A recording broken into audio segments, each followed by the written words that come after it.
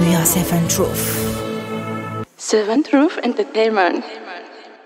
Chers internautes de la Seven Truth, bonjour et bienvenue. C'est parti pour votre résumé de l'actualité. On démarre au niveau local. 50 motopompes ont été distribuées par la mairie de Sangalkam aux 14 comités. C'était sous la présence effective des adjoints au maire, des autorités coutumières et religieuses. Pour rappel, ces motopompes devront être rendues à la commune à la fin de la saison des pluies. Toujours dans ce même sillage, la famille du maire de Sangalkam est victime d'escroquerie, se faisant passer pour un démarcheur du procureur de la République. Shams Eddine Konaté a réussi à tromper la cousine de Papso en lui faisant croire qu'il pourrait aider à la libération du maire contre une somme d'argent destinée aux autorités judiciaires. Une fois l'argent encaissé, Konaté avait disparu. Selon Libération, il a été arrêté quelques jours plus tard et est maintenant poursuivi pour des actes de nature à jeter le discrédit sur les magistrats et escroquerie. Pour rappel, le présumé a été arrêté en 2015 pour des faits similaires. Autre chose, Macky Sall a délivré hier à Touba un discours d'adieu contrairement aux éditions précédentes de la commémoration du départ en exil de Cheikh Ahmadou Bamba Mbacké. En visite de courtoisie, le chef de l'État soutient avoir effectué ce voyage pour présenter ses remerciements aux guides religieux. Ce sera ainsi, assure-t-il, sa dernière célébration du Magal en tant que président de la République, souligne Walf. On poursuit. Le centre de santé Elisabeth Diouf a été fermé et les malades transférés. Mortal Tine, le préfet de Dakar, a évoqué les raisons. Selon lui, le centre de santé n'a pas d'autorisation administrative et fonctionnait dans l'illégalité. Actuellement, c'est la police sur place qui veille au grain puisque la structure est hermétiquement fermée. À noter qu'une sommation avait été servie au centre de santé au mois de janvier dernier. Information hors de nos frontières, le Conseil de paix et de sécurité de l'Union africaine a annoncé jeudi la suspension avec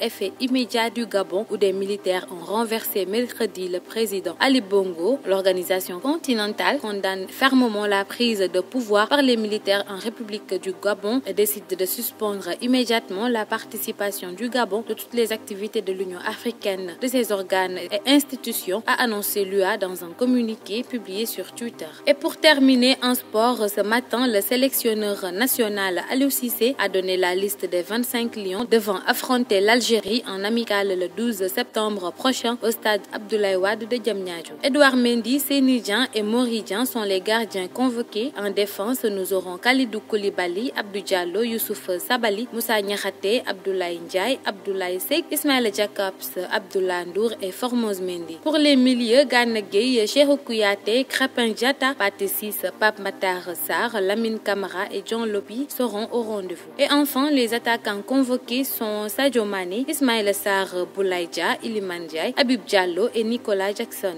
Lamine Camara et Abdoulaye Niakhaté Ndiaye sont les deux nouveaux joueurs appelés. C'était tout pour aujourd'hui. Merci de nous avoir suivis. Bonne suite de programme et excellente journée. We are Seven Truth. Seven Truth Entertainment.